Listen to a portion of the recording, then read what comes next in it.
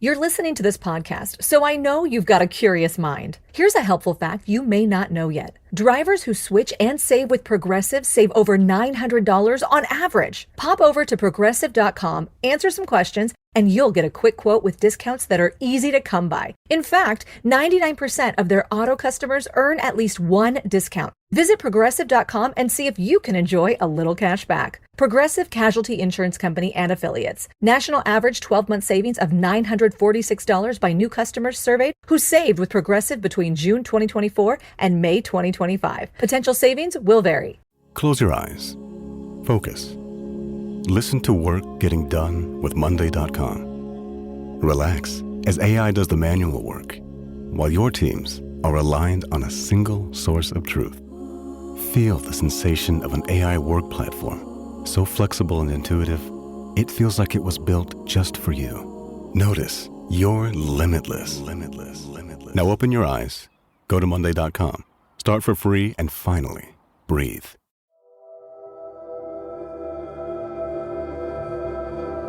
I know.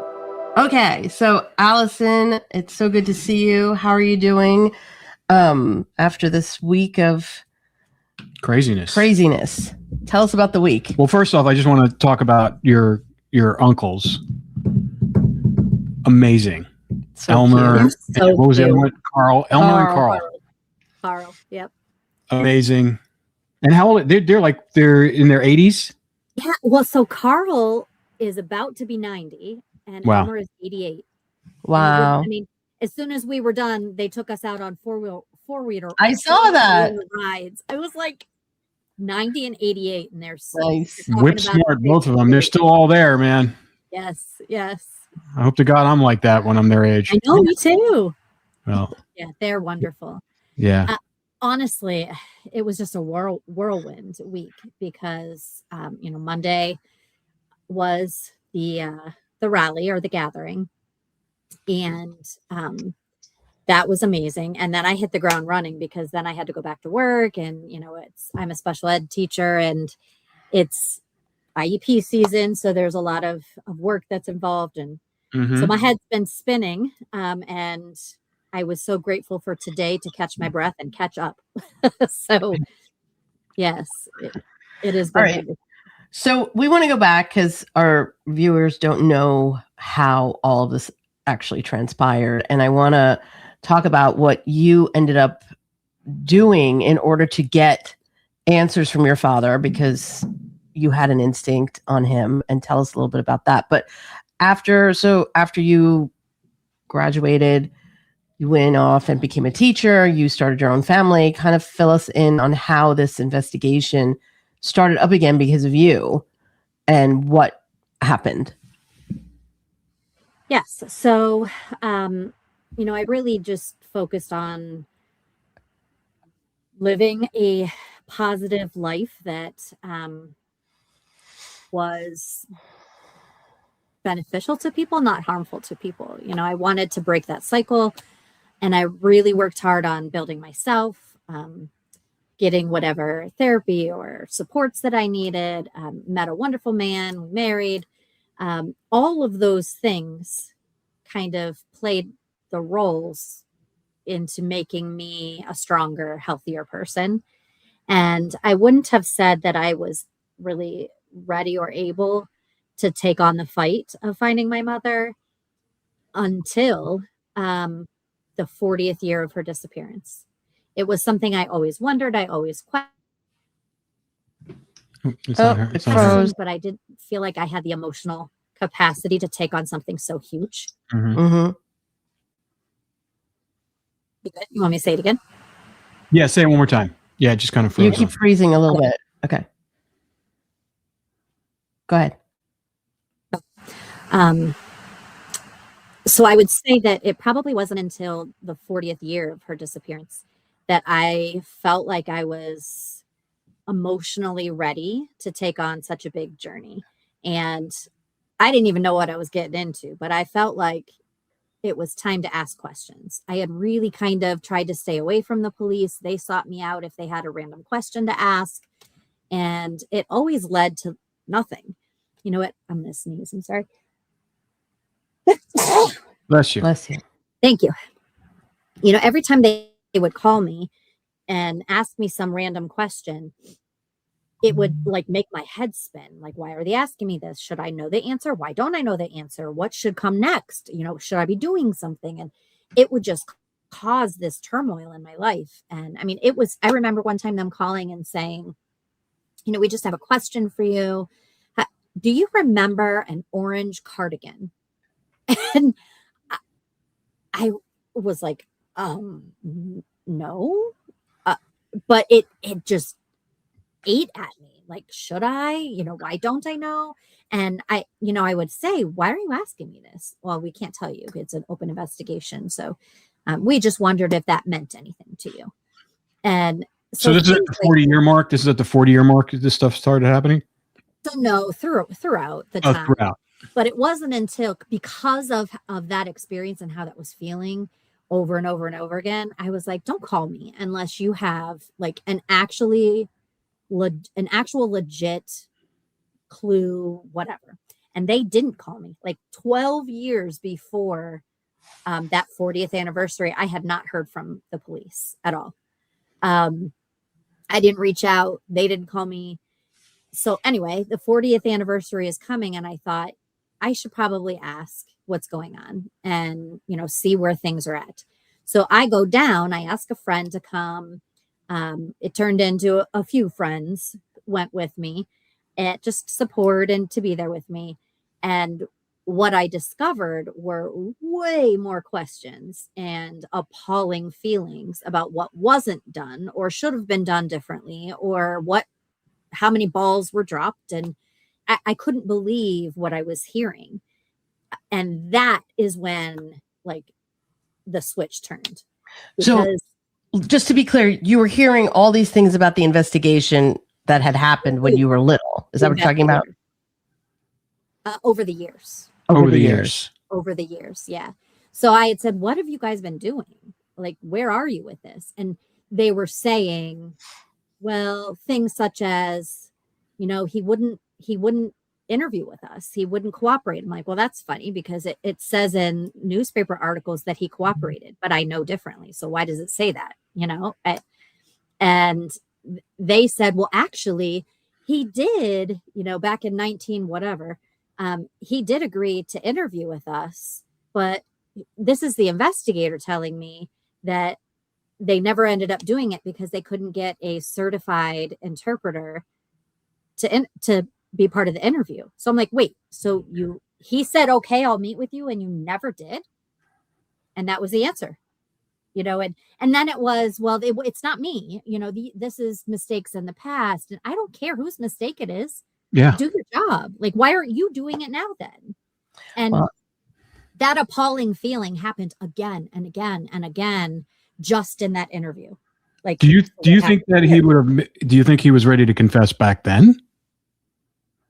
No, I think there must have been some interaction, and he said, yeah, I'll talk to you. And then they never followed up.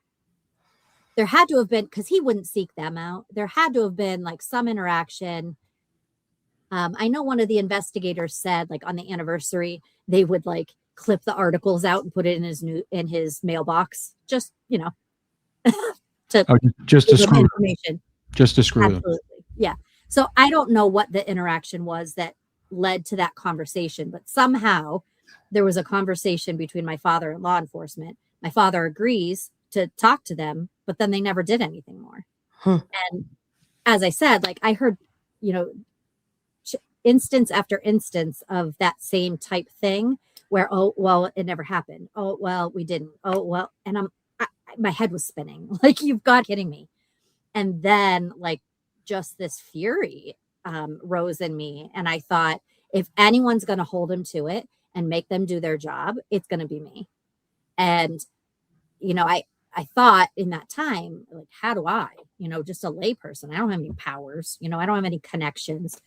And I just, in that, thank God we have social media, because I felt like the only chance I had to hold them accountable and make sure that they were doing what they should be doing is social media. I made a Justice for Lonene page on Facebook. I started writing little paragraphs about the story and about how I needed help if anyone had ideas. And I would post that link. I would share it on every true crime page I could find: missing, vanished, disappeared, unanswered questions, motherless daughter pages, domestic violence pages, everywhere I could think of on Facebook and online. And I would share the group. And, at first, at that time, I really didn't talk much about the story. So people who knew me were like, wait, what happened? Yeah. People who knew me from my past that I was hiding from were like, why didn't I know this? And I just said, because I didn't want you to, and you not knowing helped me live a normal-ish life. Exactly. Yeah. But that's when I just dug in and decided that I was gonna hold him to it. And little by little, the page grew by hundreds, and then by thousands. We're at 8,000 members now on that page, and it's so helpful because the police don't like negative publicity, and I will post all over, whatever it takes to bring justice, whatever it takes to get answers in the case and to move forward. And that's how it all started. But in that same year, I also decided that I was going to write a book. And that's kind of how that all came about, because I thought, well, how can I write a book about the case if I haven't even talked to the police? Mm-hmm. So that was part of the initial reason for going to talk to them, just to find out, okay, tell me where you're at. Not because I thought something was so egregiously not done, the way it should be, but more so that I was gathering information. And I just knew that if I didn't do it, if I didn't hold them to it and keep them accountable and keep pushing and saying, now what, it was just going to remain on a cold case shelf, doing nothing, collecting dust. Yeah. Unfortunately, that happens quite a bit. Mm-hmm. So, I also connected with so many other. So I connected with some advocacy groups for the missing, and started meeting other people like me, sharing ideas. Went to some conferences, spoke at some conferences. That really helped me to build my courage, but also me to learn what to do and how to do it, and what options do I have. And it helped a lot, and knowing what to do. And I really feel like the pressure I applied through many different means, social media is the number one mode of that, talking to people, all over the place. I believe that pressure is what helped narrow the walls in for him and get him to a place where he just felt like he had no better option than to confess. So tell us what that was like when you actually sat down with your father to talk about this and get this confession from him. So I didn't get the confession. I have never actually had a conversation with him about it, but I had a private investigator working the case for almost 2 years before the confession took place, which is outstanding. It was 40 years of stalemate, and the private investigator worked the case for almost 2 years. And his relationship with the state police and the investigator that was involved, they really worked well together. And all of that helped bring within 2 years. So I was working it for 5 years. Jeff was working it for 2. And now we're sitting at a confession. And, so your question was, how did that come about? Yeah. Basically, what I want people to understand is that someone in your position where a case has gone cold, your mother's been missing your entire life since you were a child, and nothing's been done. You've never been able to find her. You've never been able to get justice. You have no idea what happened to her. The story that your father told you is not true. And law enforcement investigated the case, but they didn't get anywhere. And so finally, at like we hear from a lot of families in this position, that they have no choice but to start investigating it on their own. And like you said, you're a special ed teacher. You're not a cop. You're not a law enforcement agent. You're not an investigator. We're not investigators. We're just here to put the story out there, to get the heat on the story, to get the attention so that there's movement. Like you said, that was how you were able to get movement on this case, was by putting pressure on the law enforcement. So while you were investigating, what were you doing? Like, tell us about that process. So I did, as I said, social media, everything, like posting and sharing and connecting and getting ideas from different people, getting resources from different people. In the meantime, made connections with an organization called Private Investigators for the Missing. And it's a nonprofit that helps provide private investigators to families in my position. I'm a special ed teacher. I can't afford a private eye, so they were able to help provide that support.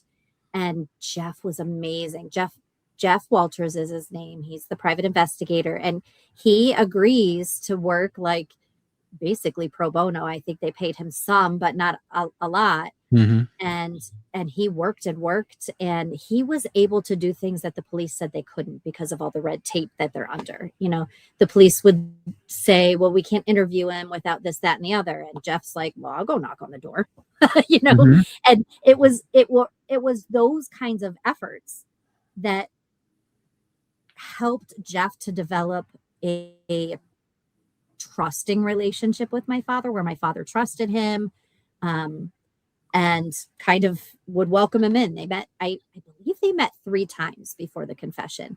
And Jeff calls it the knock and talk. He said he didn't give any notice. He didn't tell him he was coming. So there was no like opportunity to not be there.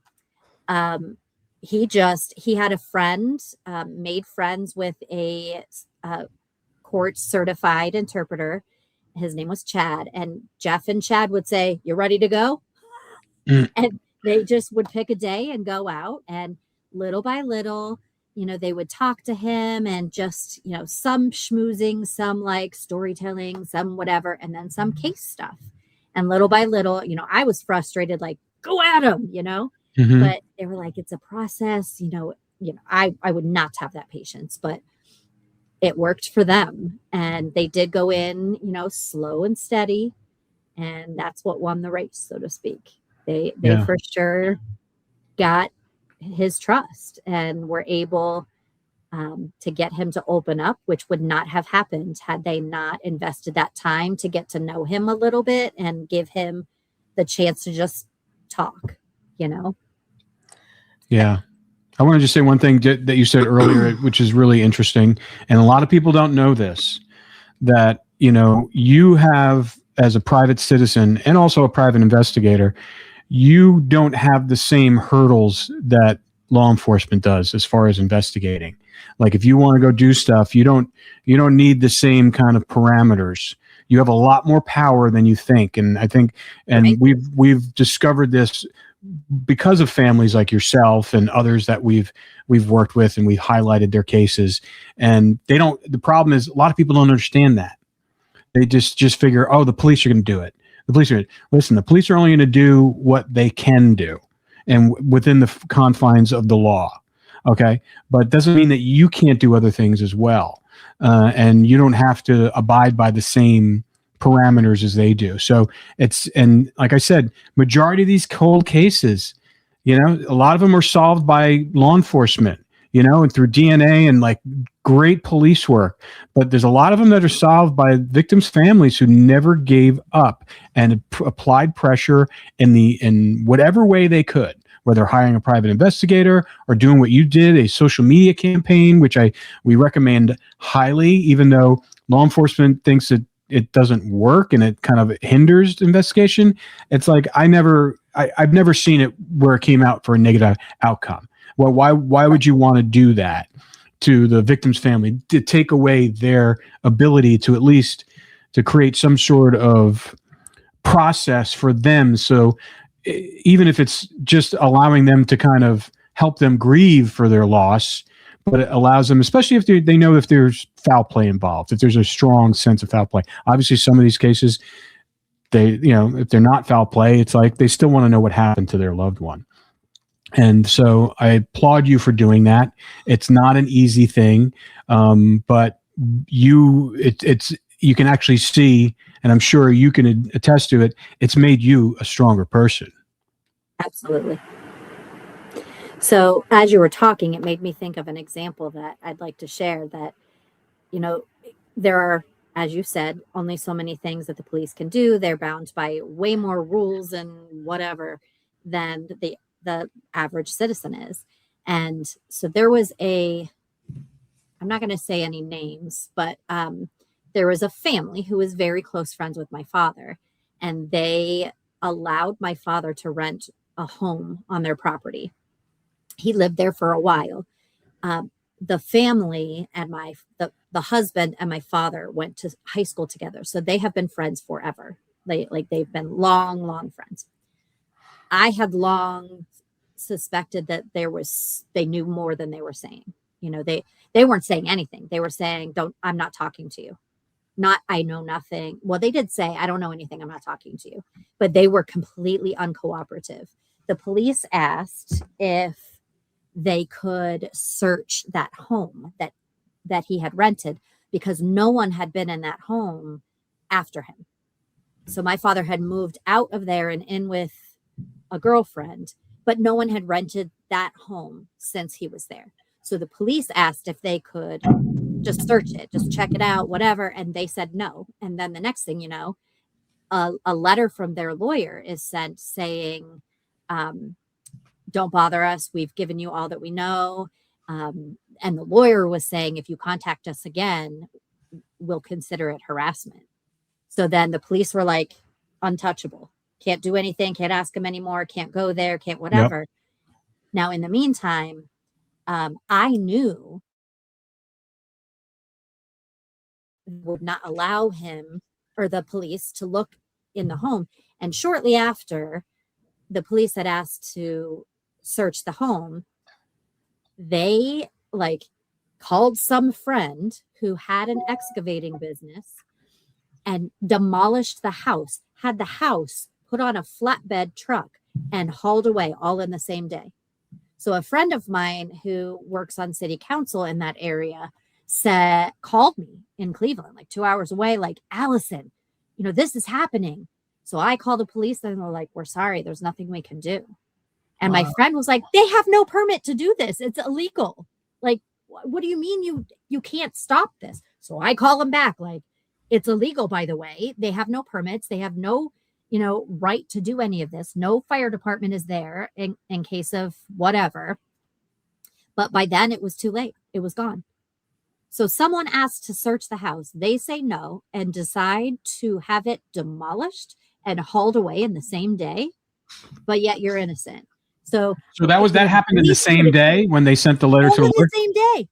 Wow. Oh, no. So the police had asked, and then a couple days later, the house is demolished and taken away all at the same time, all in the same day. And that's what I mean by the police are like, we can't do anything. It's their property. We have no right.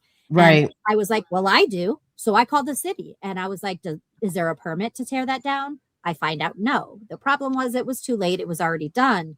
But those are things that citizens can do. Calling the fire department, calling the city, calling whatever. Those are all things. And asking questions. I can ask questions. They didn't respond to me, but it sure made them nervous because they wouldn't have demolished that house. That's crazy. That's an example of what they can't do. And I was like, well, I can. And wow. That's what helped move things forward. And that, how many years after was that? It's 20 years, 30 years? Oh yeah, 30 something, because it was just before the 40th anniversary. And I would guess that it had been 10 years since he had lived there. But, I still am not convinced that they didn't have knowledge or participation in whatever happened. But I have nothing to prove that. It's just a hunch. Well, that's what we talk about. We talk about people's guilt, their behavior. Watch their behavior, what they do. And this is like close to 30 plus, almost 40 years after the fact. Why would you do something like that? Right. You know, first of all, why would you say no if the police are asking that? You know, because you know, you can easily, if there's nothing going on and there's an innocent person involved and they believe he's innocent, because I'm sure he's probably told them I didn't do anything, or maybe he didn't. Right. Maybe he did tell him something. But that's strange that we always look at people's behavior and what they're doing. And granted, it doesn't mean they're guilty, but it looks like it's very suspicious. Very, like, why would you do that? Who The would whole pay house. all that money? Yeah. A house torn down and taken away illegally in the same day. Yeah, that makes no sense unless you thought that there was something possibly in there that could implicate him. Right. So in the confession, what did he actually say happened? So he claimed that in the confession, he claimed that he told no one, that not a single living soul knows other than Bud what happened that night. Don't know if I believe that or not, but that's what he said. And it might be true because there's been nothing, you know, for all this time that has squeaked out. So I don't know, maybe it's true. But what he said was that they were arguing. They put the kids in bed, and that this is the part that gets me, because he said I kept getting up and getting out of bed, and that he had to keep putting me in bed. And that ties in with so much of of the memories I had, that I wasn't sure if it was a memory or is it just a bad dream, or like when you're 5, you're just not really sure what's reality and what's not when you're thinking about a memory. Until I had done hypnosis and kind of time ordered these memories, I had no idea that it was real. Even after the hypnosis, I had no idea it was real until in his confession, he said that he said I kept getting out of bed. You know, that all of those things tied in with what I had remembered, that I kept getting up, that I heard them fighting, that there was loud noises, all those things. But at some point, you know, I fell asleep, and he claimed that they were arguing. She was sleeping on the couch and he was in their bed, and that he was mad because of, you know, she was going to leave him, and that he went out to the couch to pursue her. Like, it wasn't like they were arguing and this happened. He claimed he got out of bed to go back and do more fighting and strangled her. That's It wasn't, I mean, I get that it's probably going to be called an act of passion, but in my mind, I'm not so sure I believe that, because you got up out of bed by your own words and went to pursue her. And Athletic Brewing Company crafts award-winning non-alcoholic beers for those who want to be part of every round. With over 185 flavor awards, they're exceptional NA beers that fit your lifestyle and any social occasion. Summer's full of good times, and Athletic fits right in. Go to athleticbrewing.com to have brews delivered to your door, or find them at a bar, restaurant, or store near you. Near beer. Athletic Brewing Company. Fit for all times. started strangling her. Then he claimed that he carried her to the bedroom and wrapped her in that pink blanket that was part of the investigation. It was, part of the questioning. Where's that blanket? What happened to that blanket? And he would say, I don't know what happened. And it was the babysitter who said, there's always been a pink blanket right here. I don't know what happened. She was the one who was my mother's good friend who noticed that was gone and had mentioned that, and it was never found. So he claimed that he put her in that blanket. Then he says, and I'm not so sure I believe this, but what he said was that he then left us kids. So, I am 5 and Aaron is 3, my younger brother. And he claims that he put her in his truck and drove to a convenience store at, the wee hours of the morning. I don't know, 1, 2, something. And he said that he put her in a dumpster, and we believe it was like probably empty, because he claims it made a loud noise. He put her in there and it was a loud noise. Well, it was a blizzard that night, so it probably snowed, and no one would have seen what was in the dumpster because there was so much snow, because it was open, the dumpster. So he claims that's what he did, and that she's never been found. And I don't know, 45 years later, if there's any hope of ever finding her. I don't know.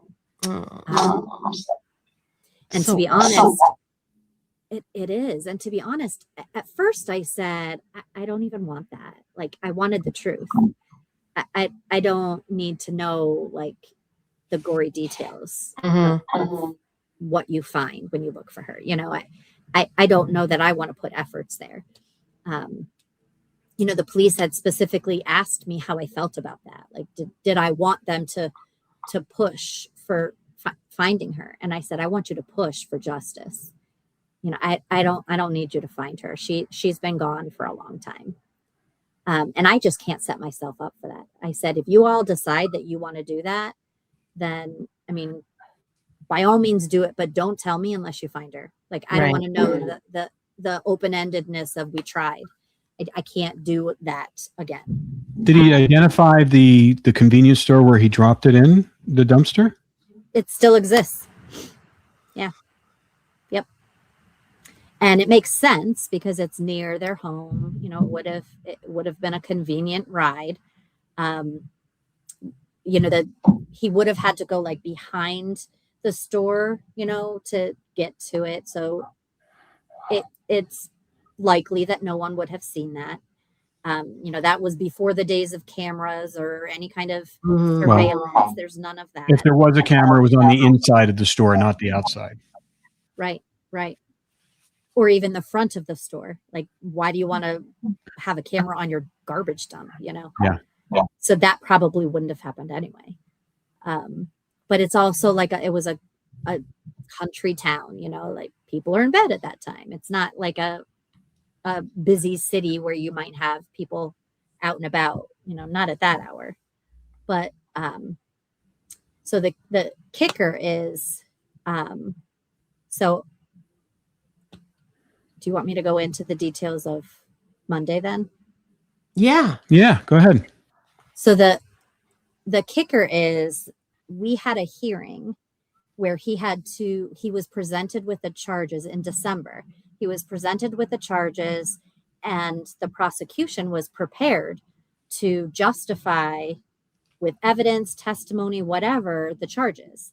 And at that time, he waived his right to hear any testimony. He accepted the charges, said he understood, and waived his right to hear any of it. So at that time, I was actually prepared to testify. Like, I was told that they might need me to testify, whatever. So when he waived that, we were done in like 5 minutes, if that. Yeah. And out. So now that was December. So fast forward, we don't have another hearing scheduled until this past Monday, which was March 30th. So months go by. And the next scheduled hearing is called, it was supposed to be a pretrial conference where, that both sides discuss, trial efforts, whatever. And I was actually told, don't even bother coming because it's only going to be like 2 to 3 minutes. Well, I will be there, and I will be at everything that involves my mother. But with that said, Friday, so the hearing was Monday. So, 3 days before the hearing, I get a phone call from the DA saying that the defense attorney filed a petition for the writ of habeas corpus, saying that you can't convict someone of murder based on confession alone.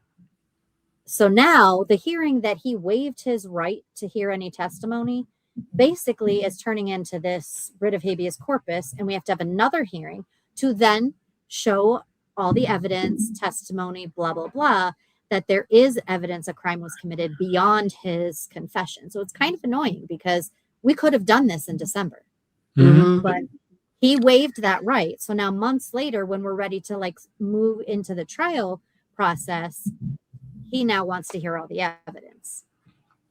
So they canceled the hearing, and I had already scheduled like a rally. I wanted it to be a dual purpose. Like if I'm coming in anyway, the whole purpose for me is turning all of this pain into something positive. And I want my mother to be remembered as a survivor, you know, as someone who is full of love and light.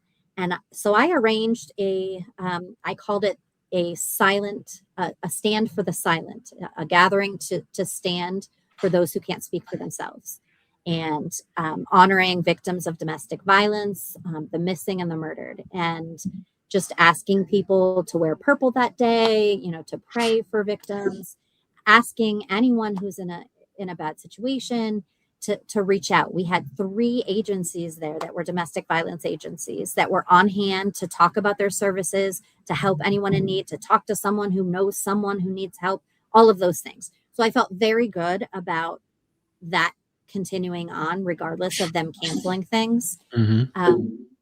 But you know, now we wait, and I have yet to hear. They told me they'd let me know this week when the rescheduled hearing is, and it's Friday, and I haven't heard anything. So frustrating. I'm not surprised by that. Yeah. So after his confession, he was arrested.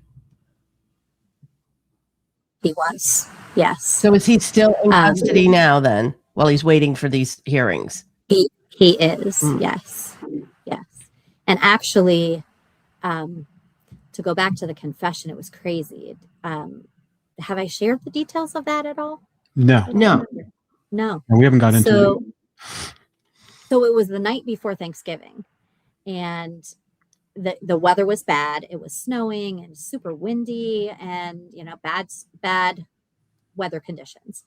So that was the day that Jeff had planned, the PI and Chad, the interpreter, he said, I'm gonna take a swing. It's the day before Thanksgiving. A lot of times people are sentimental or emotional before the holidays. I'm going to go the day before Thanksgiving with Chad, and we're just going to point blank ask him, you know, where is she?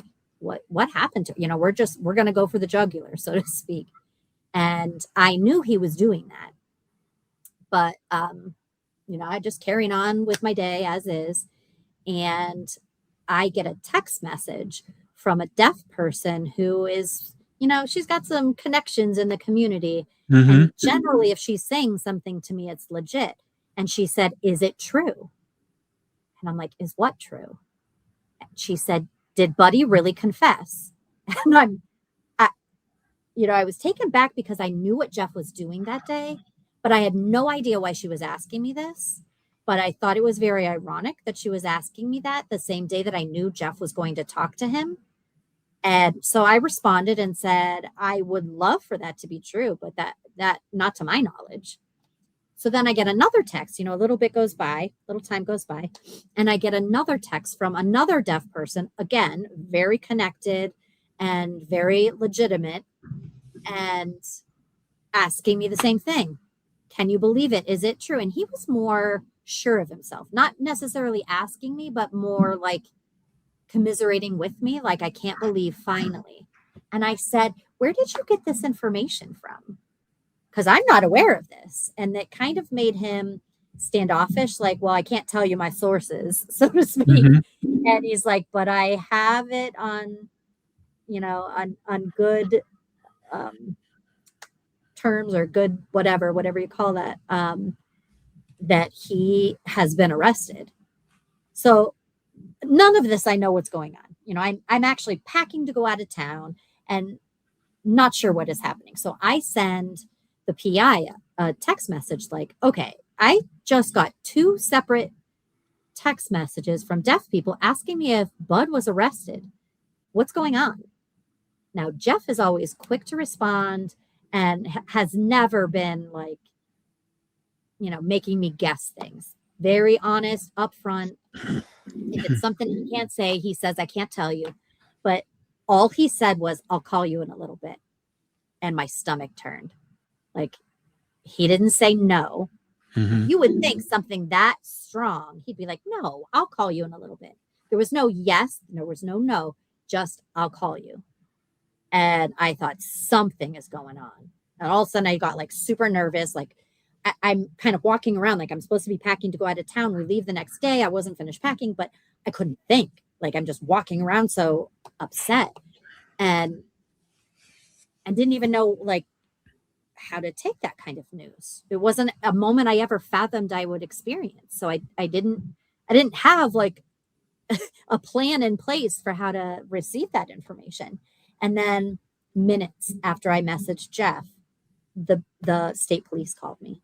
And I look at my phone and I was like, holy cow. Because we weren't on talking terms. Like things were not positive with the state police at that point. In fact, they told me they weren't able to discuss things with me any longer because it wasn't good for the case. And I was beyond angry with them. So now all of a sudden, the night before Thanksgiving, you're going to give me a call? I knew instantly when I saw state police. I knew what they were going to tell me, but I was just, I couldn't believe it at the same time. So I answer the phone, and it's the investigator.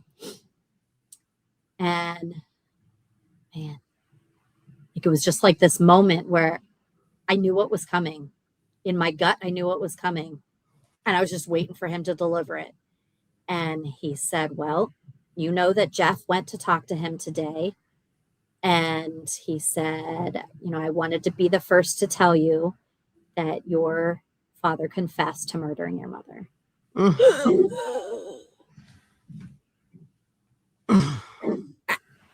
I still can't like breathe through that.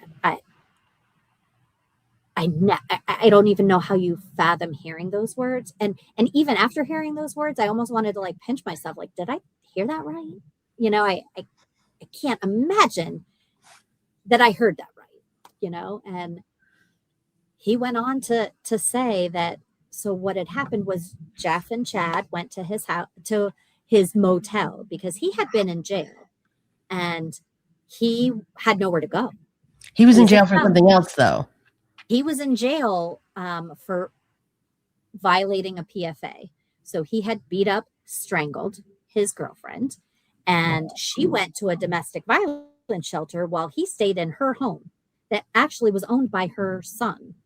So the police finally get him out, and you know there's a PFA, that protection from abuse, that was issued, and then he was told that he could not stay there. So, he strangled her too? He did. And she got away and ran to like a neighbor or something and got help. I can't even believe, you know, talk about circumstantial. Right? You know, And timing. So he was right? And so he's in jail for that, and then he gets out. So he was in jail for that because he got a PFA and then went back anyway because, you know, he doesn't think rules applied to him, and they didn't. So, but anyway, he went back. It was all on camera. The police came, got him. He went to jail then for 6 months because he violated, which I'm thankful for. But anyway, they were trying to release him, but he had nowhere to go. He was living with the girlfriend. And then I think he went to like a friend's house for a little while. But anyway, so he's arrested. While he's in jail, they're trying to figure out where he can go. And he can't stay with the girlfriend. His car was repoed while he was gone. His phone was shut off because it was under the girlfriend's name. And his Social Security benefits were shut off because he was in jail for 6 months. So he'd have to reapply for all of that stuff upon getting out of jail. But he had no car, no communication, no friends, he was in a rock and a hard place for sure. He was trying, he's 76 at the time, and he was trying to get into a nursing home. Says he's older, he needs help. Well, no nursing home would take him because he's a felon, 2 times over, and a current felon. Not like, oh, this is in your past, you know? Yeah. And no one would take him. So finally, the jail says, we're not a homeless shelter. Like, you can't just stay here indefinitely. So the county gave him, like the social worker gave him a 2-week voucher at a motel that was, in that town. And I believe they got him to this motel. So Jeff was actually, I'm sorry. So it was only a 2-week voucher. And he had exhausted those 2 weeks and was going to need to start paying to stay there and didn't have money to stay. Like, how was he going to pay for it? I need to get a drink, sorry. So he's now facing winter, cold weather. I don't know how he was getting food. I don't know how he was getting things, to live. And he's going to have to get out of this motel. Jeff goes at that time. So he's already very vulnerable, very broken down, and, feeling probably a lot of stress because of all of that. So his buddy Jeff comes, and Jeff says when he walked in, he was watching Little House on the Prairie. I was like, oh my gosh. So he's, sitting there. Jeff said he watched Little House on the Prairie with him for a little while, and they just kind of talked for a little bit about nothing, and then started talking about the case and started asking more specific questions like, what happened? But one of the ways that they bonded is by hating me. He hated me. And Jeff would be like, oh, she lies about you all the time, and claimed that he had no connection to me, didn't know me. And when it all started, he didn't. But, eventually we did connect and whatnot. But anyway, that same like camaraderie about disliking me, he did with my mother, and said like, well, Bud, she was sleeping with other men, which was not true, but he's commiserating with him. Right. And saying like, you're justified. And, I can understand, you would just snap, and things happen when you're so upset because she lied and she cheated and she this, that, and the other. And Bud says somehow they get to like, so what did you do? Did you kill her? And Bud says, God forgives me. And is telling Jeff that he's saved. And Jeff will describe this moment like truly like something came over him. And he's like, out of nowhere, he was like, well, God does love you and God does forgive you, but he's not the one that owns your soul. The devil owns your soul, and it's going to cost you the truth to get out of his grip. You can't go to heaven with that lie on your soul. Like Jesus wants you, God wants you to go to heaven, but he can't have you because they don't own you. And I guess he cried a little, not about what he did, but about like going to hell. And he went on to pour it all out, said what he did, said how he did it. Jeff is probably beside himself. And when it's all said and done, he's like, you did good. You did good. Like you released this horrible, thing that you've been holding on to all this time. And now, now you can be free of that sin and yada, yada. So then Jeff is still being friendly. This is just Jeff and the interpreter talking to him. So Jeff says to him, so, I work for a private investigator, and my job is just to find her body. And, I need proof so I can be done with my job of where her body is. Can I record you so I don't miss any of the details, and you tell me this again and tell me where her body is? So he went through the whole thing again on Jeff's recorded phone. Jeff recorded the whole thing. The audio tape? So or was it audio or video? It was video, like through his phone. So the whole thing's recorded, and you can hear and see, the confession. So Jeff had all of that. And then in the meantime, Jeff is messaging the state police and saying, oh my gosh, he's confessing. Like, what do you want me to do? And the police say, keep him talking, stay with him. We're coming. Now, where they are is a 2-hour drive from where Bud was. Oh, so it's not like you can just hop in a car and be there in a Mhm. jiffy. Well, here, I guess the chief, whoever makes the call from above, that calls the shots from above, said, get the helicopter ready. We're going. Oh, wow. And both the detective and the chief of police, or lieutenant, commander, whatever you call him, the higher up, both of them flew in a helicopter in that bad weather to 2 hours later, to where he was. I think it took him an hour, to get there. But Jeff was able to just, keep him busy and talk and whatever. So they fly to the state police barracks in Clymer, in the town where Bud was. And then they take state police vehicles over to pick him up. They, I don't know, read him his rights, all that, and put him in the car and take him to the barracks, and then ask him, if they can talk about it. Can we talk about it? Can you tell us what happened? Yada, yada. And he says, sure. So Chad, the same court certified interpreter, interpreted all 3 confessions. The one not taped, the one taped by Jeff, and the one taped by the police. 3 confessions.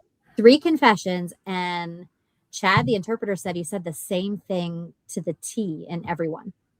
Like, nothing varied. Everything was the same. When you're telling the truth is the truth. That's the thing. Right. It's You don't have to make up You don't have to details. make up stories. You remember the details because it's true.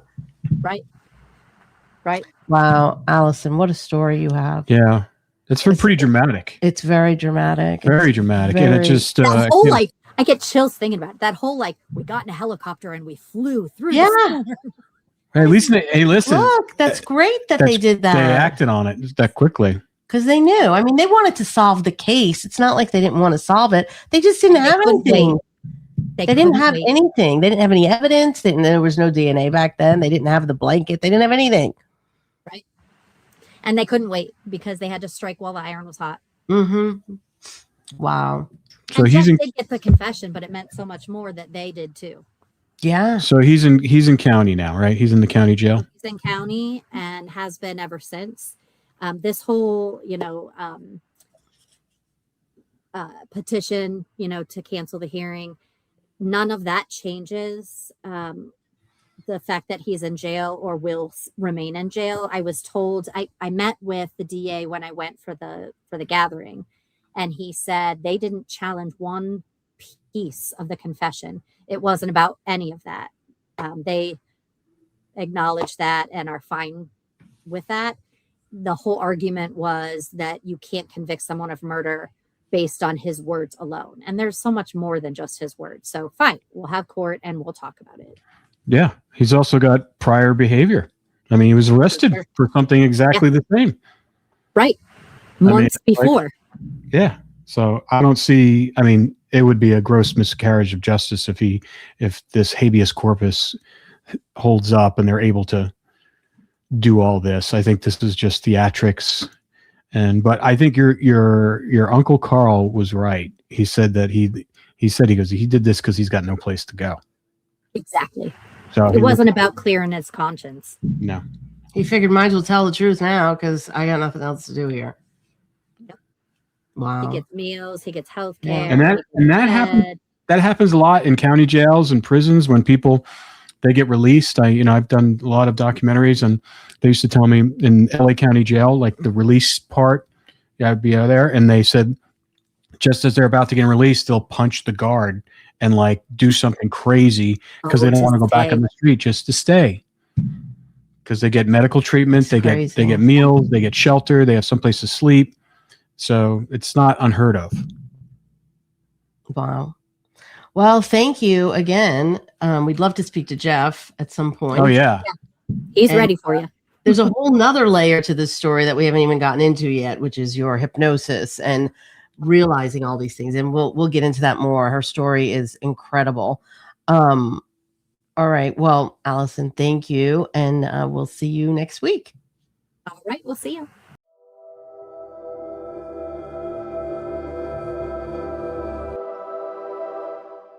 Stitch Fix. Stop shopping, get styled. A+ on the outfit, Miss Turner. You are about to slay parent-teacher conferences. Oh, these? Just the most perfect fitting jeans my stylist sent me. Oh, hello, you, who didn't set one foot in a mall and still looks amazing. Just share your size, style, and budget, and your stylist sends personalized looks right to your door. Stitch Fix. Get started today at stitchfix.com. To my stylist, this look is dedicated to you. Thank you. Thank you. Ryan Reynolds here from Mint Mobile with a message for everyone paying big wireless way too much. Please, for the love of everything good in this world, stop. With Mint, you can get premium wireless for just $15 a month. Of course, if you enjoy overpaying, no judgments, but that's weird. Okay, one judgment. Anyway, give it a try at mintmobile.com/switch. Upfront payment of $45 for 3-month plan, equivalent to $15 per month required. Intro rate first 3 months only, then full price plan options available. Taxes and fees extra. See full terms at mintmobile.com.